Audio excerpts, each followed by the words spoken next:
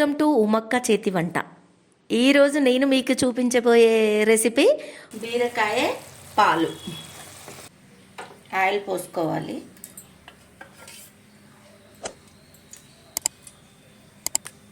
జీలకర్ర వేసుకోవాలి, కొంచెం ఉల్లిగడ్డలు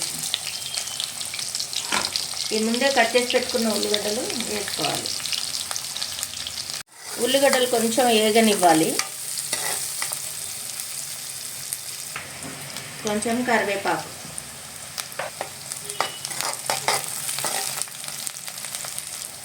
పసుపు, అల్లం వెల్లుల్లి పేస్ట్. ఈ పచ్చి వాసన పోయేంత వరకు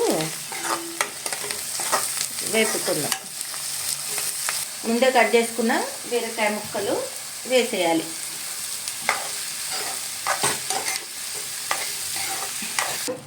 కారం 1 టీ స్పూన్, ఉప్పు తగినంత, 1 స్పూన్ ధనియాల పిండి.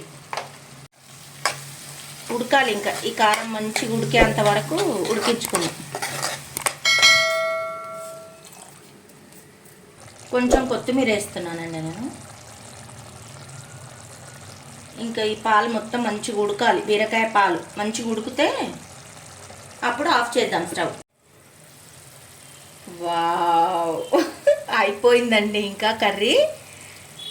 బీరకాయ పాలు చూడండి, ఇలా ఆయిల్ పైకి వచ్చేంత వరకు ఉడకనివ్వాలి. బీరకాయ కచ్చిపిచ్చి ఉడికితే బాగుండదండి.